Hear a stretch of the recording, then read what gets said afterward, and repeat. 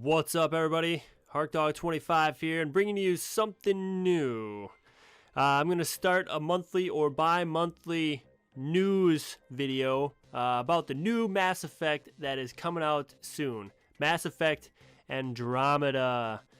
The highly popular trilogy is finally getting another installment for, well, probably 5 years after the last one has come out. So I haven't been late to the party and only playing through the original trilogy. That's right, the original. I'm just excited for the fourth installment of the game, Andromeda. Apparently there has been some information about a new trilogy in the works, starting with the aforementioned Andromeda. This game is set to release in early 2017, and we have still little to go on outside of a few screenshots and some short teaser trailers. In the E3 trailer from last year, we see an N7 agent panning through some different pictures and worlds and then finally deciding on one. He taps the screen and is sucked through a wormhole to the planet or destination that was on the screen. I mean, is this a new galaxy map style, different from the old one? I know from my playthroughs that I destroyed the Mass Effect relays in the Milky Way galaxy, but that may not be what others have chosen.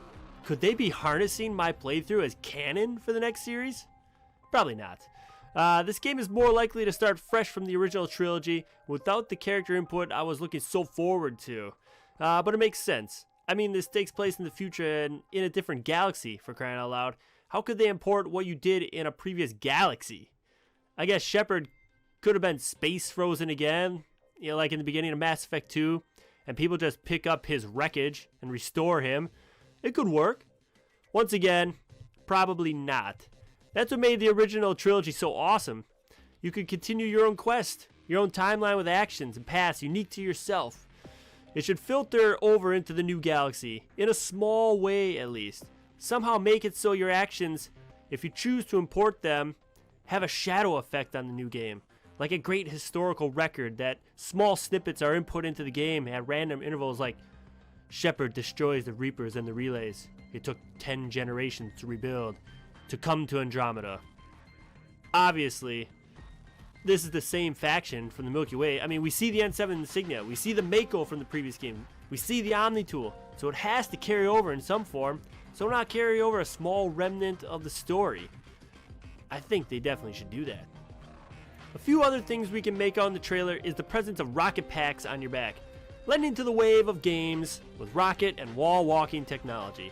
I understand the rocket packs being the in thing right now, but not every game needs to have the same in terms of movement. I'd be happy with a ground and pound assault, and maybe some spacesuit battles. I don't know.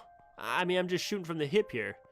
Speaking of shooting, we see the laser weapons have finally made an appearance. Wow, what a concept. Here are all the futuristic environment, and it only took us moving to a different galaxy to get space weapons. I bet these damn guns will have to be loaded frequently, and ammo needing to be scavenged frequently as well. It's a laser gun.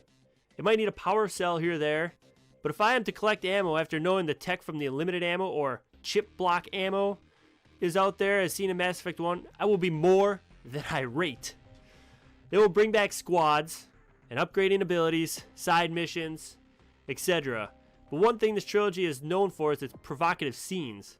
The sex scenes shall return, and in greater frequency, I think. Maybe add the menage a trois, for instance. Haha, wink. Wink, yeah. I did some research and found that BioWare will be using the Frostbite engine for this game. It's the same engine that is in the Battlefield games where the environments are destructible. Could it be that this game will have those same qualities in destructible and destroyable buildings and landscapes? That would be absolutely amazing. Blowing up a building on an attacking group of whatever beings. Yeah, speaking of them, who are they? Right now from the trailer we can see very little in terms of what we will be battling against and for what reason. I would hate to assume that the Reapers have transcended our own galaxy and do the 50,000 year purge in another. But they would need the Citadel and Catalyst for that, right? There would be remnants of ancient civilizations warning us of our impending doom again, right? Somehow we'd all work together and overcome insurmountable odds and end the cycle, right? Nah, it's probably more of an old West feel, judging by the Ghost Riders in the Sky theme song for the trailer. Walking around in our spurs and jetpacks and lasers. That song is linked to old westerns and the like, and they colored the original picture of like New Mexico / Arizona area with the red bluffs linking the story more to a frontier-like feel, which is correct since the new galaxy is a frontier. Some speculation is that the Protheans from the previous games made their way here and we fight them. What the hell type of an idea is that? They got routed by the Reapers, and in the last 50,000 years, they haven't ventured back to crush their foe that sent them packing? We had to rely on their outdated tech to dominate the Reapers? They should have just showed up to save the day with that tech and not let another purge happen. What a bunch of losers. I don't think that's the idea at all. But here's my idea. Once in the Andromeda Galaxy, we made natives of the galaxy.